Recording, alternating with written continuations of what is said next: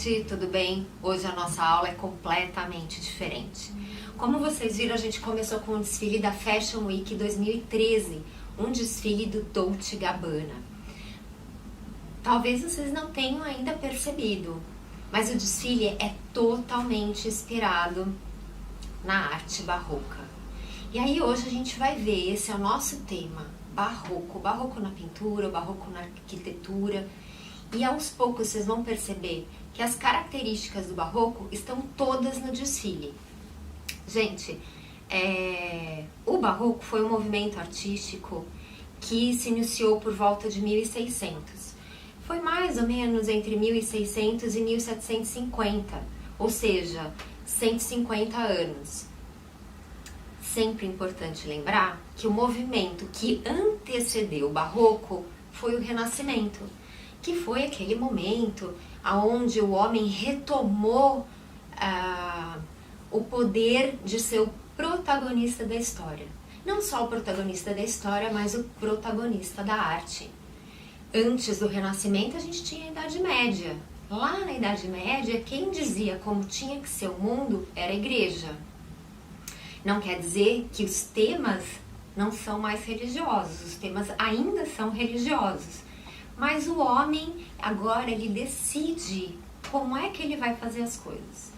A grande diferença entre o barroco e o Renascimento é que o Renascimento é extremamente racional, enquanto o barroco é extremamente dramático, é teatralizado, é cheio de elementos, é completamente diferente visualmente.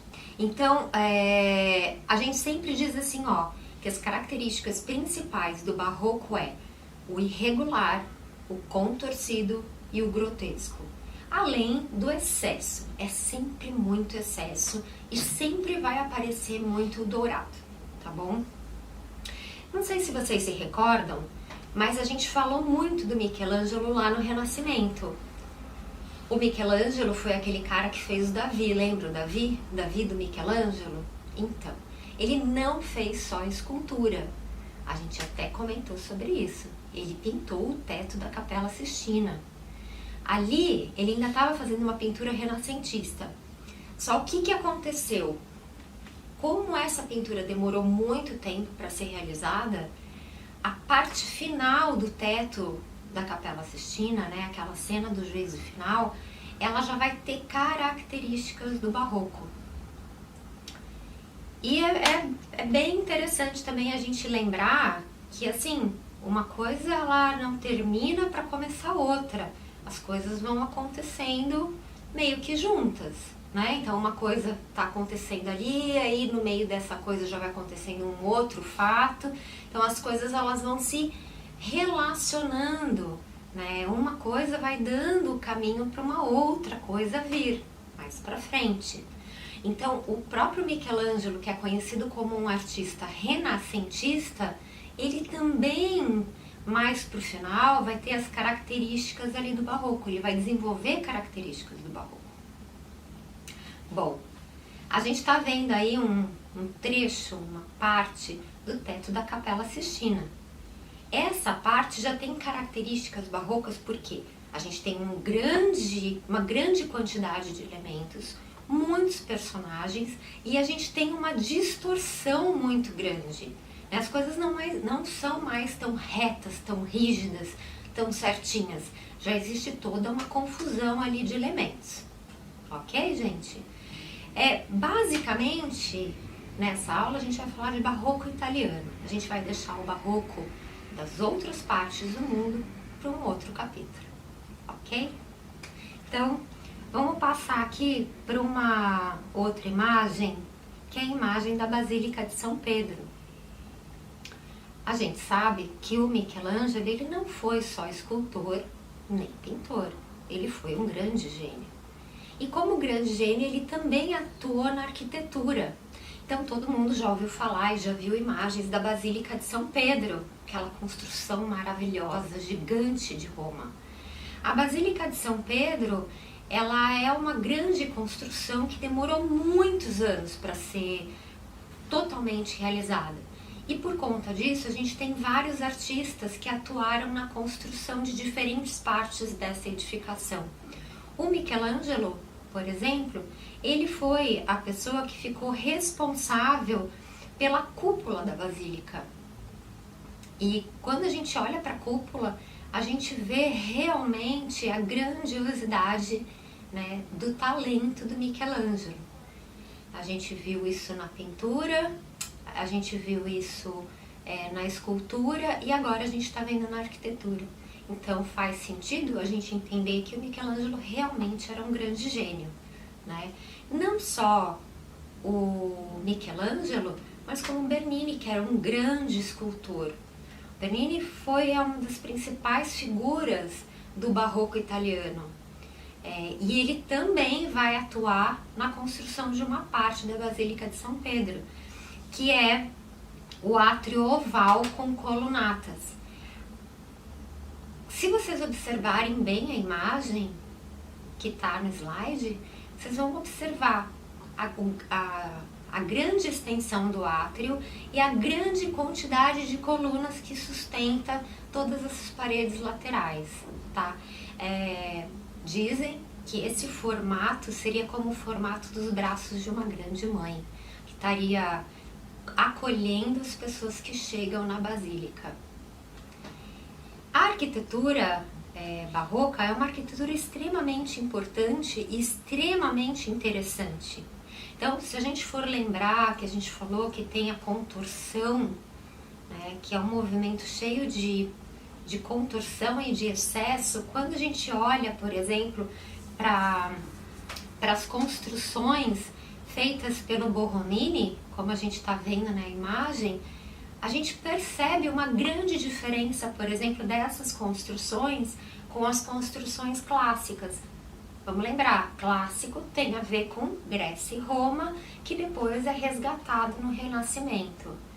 Então, nessa imagem que a gente consegue ver isso, né? A gente consegue ver que as paredes desse edifício, elas não são retas, elas têm coluna, elas têm os elementos clássicos, mas ela tem uma composição já completamente diferente. As paredes são onduladas, eu consigo ver côncavos e convexos, eu consigo ver linhas em movimento. Parecem que essas paredes, elas são elásticas, né? Parece que eu puxei e soltei, então parece que eu naturalmente criei aí um movimento nessa arquitetura, né? Então vamos lembrar, uma característica importante do barroco, seja em qualquer uma das linguagens, pintura, escultura, arquitetura, é a linha, essa linha mais orgânica, essa linha mais arredondada, tá? Então, e essa ideia de movimento. Quando a gente vê uma arquitetura, a gente não está vendo nada em movimento.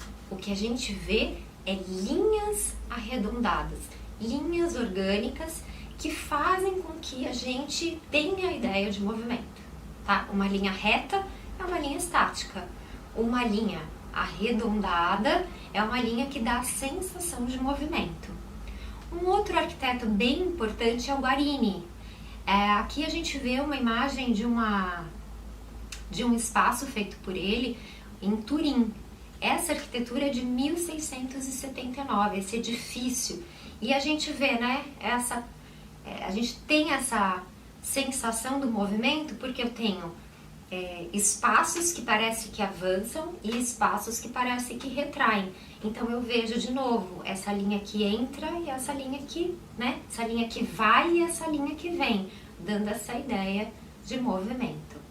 Então a arquitetura barroca é uma arquitetura muito interessante, uma arquitetura muito bonita, que a gente vai até, em algum momento, achar que tem alguma relação com os edifícios feitos pelo Gaudí lá na frente, na arte moderna, tá?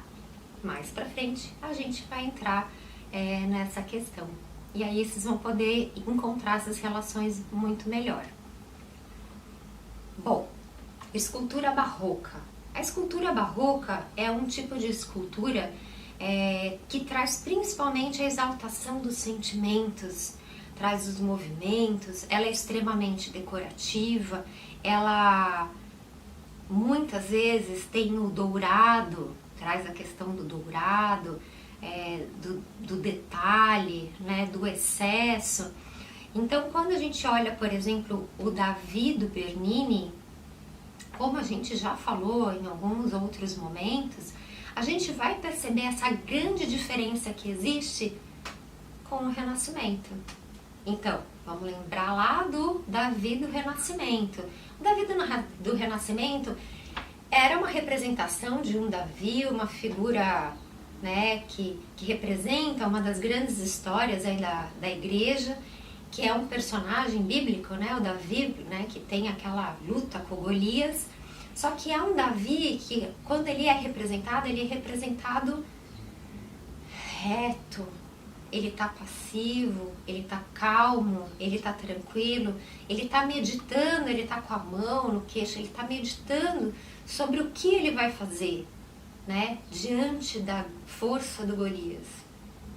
Ao contrário do nosso Davi do Bernini, todo cheio de movimento. Ele é todo cheio de torção. Então, o corpo dele já não é mais reto. O corpo dele, ele tá todo torcido porque ele está no momento exato que ele vai atirar a pedra no Golias. Então, a representação da escultura barroca, 99% das vezes, é a representação do momento mais importante daquela cena. É como se a gente pegasse uma cena de ação e a gente congelasse naquele momento que é o momento mais importante. Então aqui a gente vê o Davi virando para o lado, né, e segurando a pedra um segundo antes de atirar a pedra. Isso fica muito claro quando a gente percebe, a gente olha a boca do Davi. Os lábios do Davi estão presos, né? Ele está segurando os lábios, porque é o momento que ele vai fazer a força para atacar a pedra. Então, essa aqui é uma das principais características do barroco, é a dramaticidade, é a ação, é a representação de um momento, mas de um momento de ação, tá? Então, quando a gente compara as duas representações do Davi, uma feita pelo Michelangelo e outra feita pelo Bernini, a gente entende isso, que o Renascimento ele é baseado na razão, na racionalidade, enquanto o Barroco é caracterizado pela dramaticidade e pela ação, pela emoção. Agora a gente vai ver uma outra obra do Bernini, Gian Lorenzo Bernini. Esse nome é super importante para a história da arte e é mais importante ainda para o barroco italiano. O Bernini, além de ficar muito conhecido pelo Davi, ele fez muitas outras obras, muitas outras esculturas. Uma escultura que eu gostaria de mostrar para vocês é o Êxtase de Santa Teresa. É uma escultura que ele fez baseada numa história religiosa, a própria história da Santa Teresa. Conta a história que a Santa Teresa, enquanto ela estava lá numa instituição religiosa, muito jovem ainda, ela estava andando ali pelo pátio, ela teve uma iluminação divina. Foi quando ela sentiu um êxtase enorme, um prazer gigantesco, quando ela teoricamente teria sido atingida por essa luz. Então, foi um momento de êxtase, um momento de grande prazer. Ela relata isso. E o Bernini vai justamente representar esse momento em que ela é atingida por essa luz. Então, quando a gente vê a imagem dessa obra, a gente percebe esse momento de êxtase, esse momento de prazer. E aí, quem traz, né, essa ação é um anjo, como se esse anjo estivesse flechando o coração da Santa Teresa. É uma dor misturada com prazer que a gente consegue ver no rosto da Santa Teresa. Observem que a luz também é representada, porque a luz no barroco é super importante. É sempre uma luz focada, é uma luz direcionada, é uma luz que vai reforçar a dramaticidade da ação. Como a gente vê no teatro, quando no teatro os diretores querem reforçar uma determinada emoção, geralmente dramática, tudo escurece e vem uma luz direcionada, né, no rosto, no corpo daquele personagem. Então, o Bernini, além de trabalhar com uma luz natural, porque a gente vê que a obra ela está posicionada debaixo de uma janela. Então ele pensou essa obra para esse lugar específico. Então já tem uma luz que entra pela janela e que é reforçada por praticamente, a gente pode chamar aí de um cenário com várias, como se fossem raios mesmo, né, de luz que estivessem atingindo a Santa Teresa nesse momento. Um outro detalhe aqui bem importante é o planejamento, que a gente já falou bastante lá na Grécia e que a gente reforçou principalmente no período helenístico. Quanto mais planejamento, mais o artista, o escultor, ele é consagrado por conta da técnica que ele tem em trabalhar o mármore, trabalhar a pedra de mármore. Então isso era uma coisa meio normal assim entre os artistas da época. Para eles demonstrarem que eles dominavam a técnica da escultura em mármore, eles faziam muito planejamento, né? Isso reforçava o poder deles de dominar a matéria, né? Então aqui a gente vê esse grande planejamento aí na roupa dela e depois a gente ainda vê ela em cima de alguma coisa que parece uma pedra bruta, mas que lembra muito uma nuvem, como se ela estivesse suspensa na nuvem. Então é o puro drama, é a pura exaltação, é uma grande quantidade de elementos, é a ação acontecendo exatamente no momento da representação, tá? Um outro trabalho do Bernini que é lindo é o Apolo e a Daphne. O Apolo e a Daphne vão representar aí um casal em que ele está indo atrás dela no meio da floresta, uma história, né? Onde ele vai atrás dela na floresta e o pai, que não quer esse romance, transforma ela numa árvore. Então a gente vê ele correndo atrás dela e ela, nesse momento, ela está se transformando em árvore. E a gente está vendo aí o cabelo dela já, né, aparecendo em formatos de troncos, de folhas e tudo mais. Observem que o pé dele está levantado, né, o pé, a mão está para trás e ela está com a mão levantada. Então é justamente na hora que ele vai chegando perto dela para agarrar ela que ela vai se transformar numa árvore, tá? Então essa é uma das obras assim que também representam muito bem, que representa muito bem a ação que é representada pelo barroco. Duas imagens agora a gente está vendo, que é a alma abençoada e a alma danada. A representação da alma abençoada é uma escultura que faz conjunto com a alma danada, que seria aquela que é abençoada, né, aquela alma que é abençoada e vai para o céu, em contraposição a outra alma que vai para o inferno. Então observem como aqui existe a emoção na cara dos personagens. Ela olha para o céu docemente e ele olha para o inferno assustado, né, num momento quase de terror. Observem os cabelos. O cabelo é um elemento muito difícil de ser representado, né? E no barroco ele ganha uma movimentação completamente diferente, né? Ele é todo retorcido, ele é em cacho, então ele vai reforçar ainda mais esse excesso de elemento e esse movimento que aparece nas imagens. Bom, e aí a gente tem o Rapto da Preserpina, que é uma das imagens mais lindas da escultura do Bernini. Aqui a gente vê uma imagem do grupo escultórico e uma imagem de detalhe. Observem que no detalhe a gente vê a mão, né, do raptor apertando a coxa da Preserpina. Então aqui a gente tem praticamente a ilusão de que ele realmente está apertando a perna dela, que a perna dela não é de pedra, a perna dela é uma perna de verdade, uma perna de carne. Então aqui o artista ele prova o quanto ele é potente na capacidade técnica dele, né? Ele é capaz de subverter a própria qualidade da materialidade, né? Do material que é a pedra. A pedra que é dura, quando a gente olha aqui, parece que ela já não é mais dura. Então, a verossemelhança, que é aquele conceito de representação do real, ela é muito exacerbada aqui, né? Eu tenho esse entendimento praticamente de que aquela cena tá realmente acontecendo na frente dos meus olhos.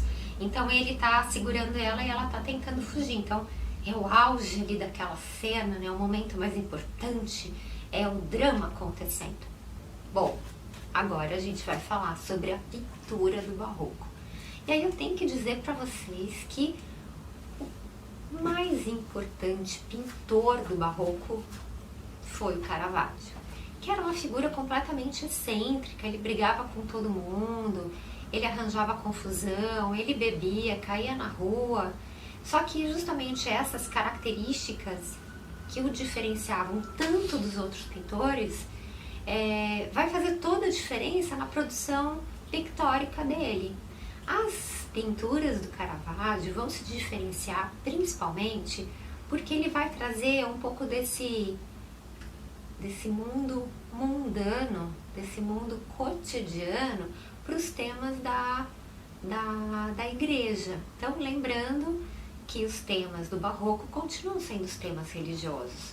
Então, só que ele vai representar as figuras da igreja, esses personagens da igreja, como pessoas comuns, como pessoas normais da vida cotidiana. Ele vai colocar esses personagens que são religiosos como pessoas normais.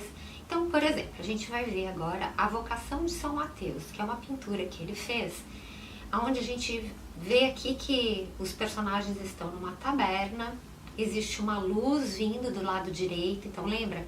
Ambientes escuros, luz focada, dramaticidade, emoção.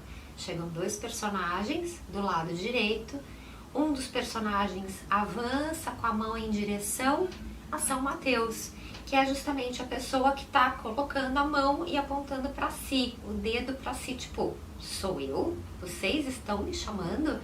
Então esse é o São Mateus, e quem está chegando na taberna, que a gente percebe que são pessoas bem simples, nada mais, nada menos, é Jesus. Jesus está chamando Mateus para a conversão. Então é uma forma de representação completamente do que tinha sido feito até aquele momento.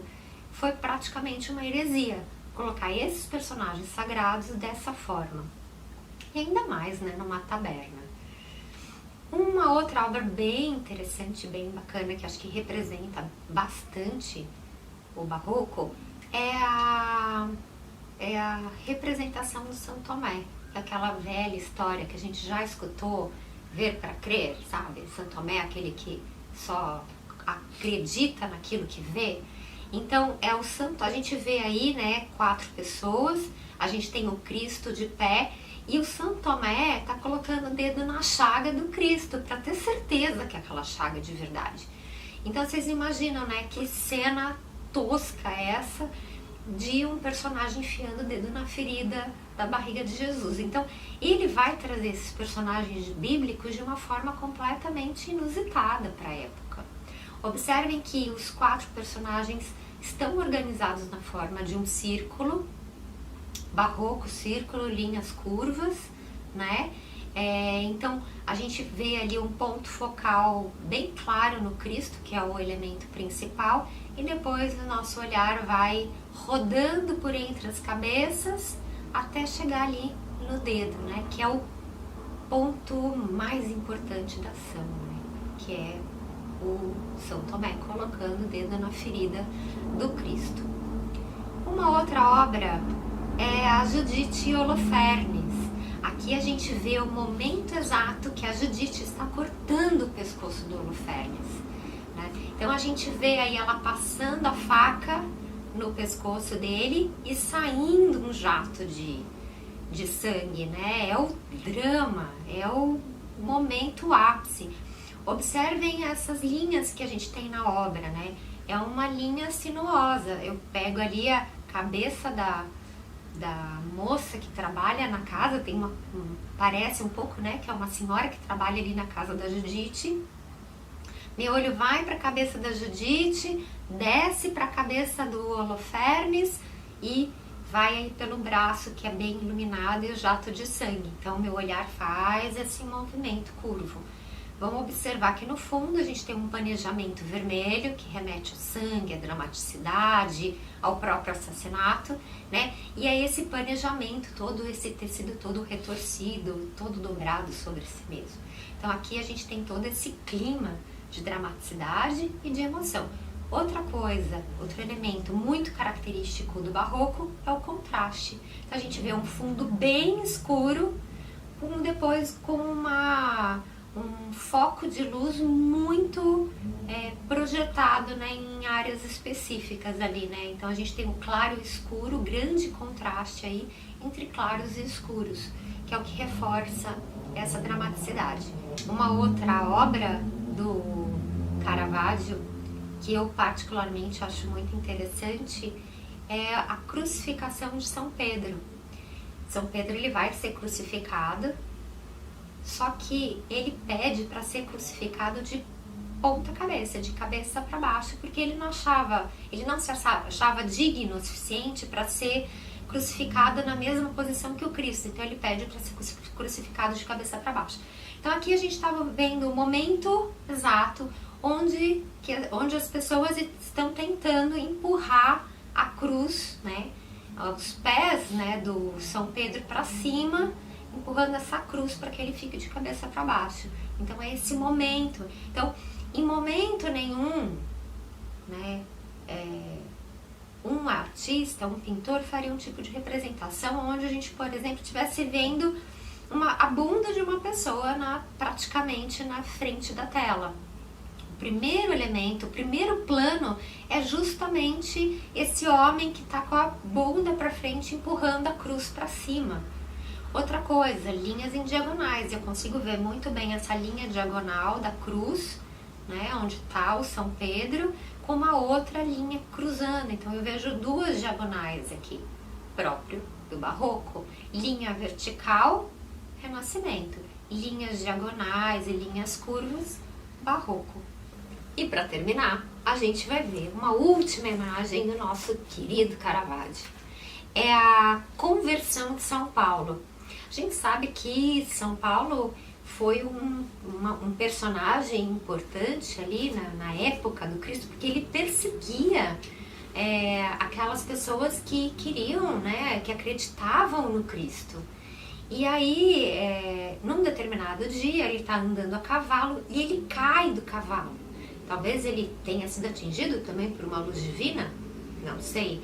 Mas ele cai do cavalo e a partir desse momento, dessa queda, ele fica cego. E aí ele repensa tudo que ele estava fazendo, repensa suas crenças. Então aqui a gente vê a representação do Caravaggio desse momento que a gente vai chamar, que ele vai chamar de a conversão de São Paulo. Observa que é o momento que o Paulo está caído no chão, é o momento que a gente vê uma parte do cavalo ainda com a pata levantada, então é o momento da ação, ele acabou de cair e a gente vê de novo essa bunda de cavalo, né? Então, primeiro plano, São Paulo caído, segundo plano, cavalo e terceiro plano ali, uma outra pessoa. Observem, alto contraste, linhas diagonais, todas as características aí do barroco italiano. Terminamos assim essa aula sobre barroco italiano. Espero que você tenha gostado. Até a próxima!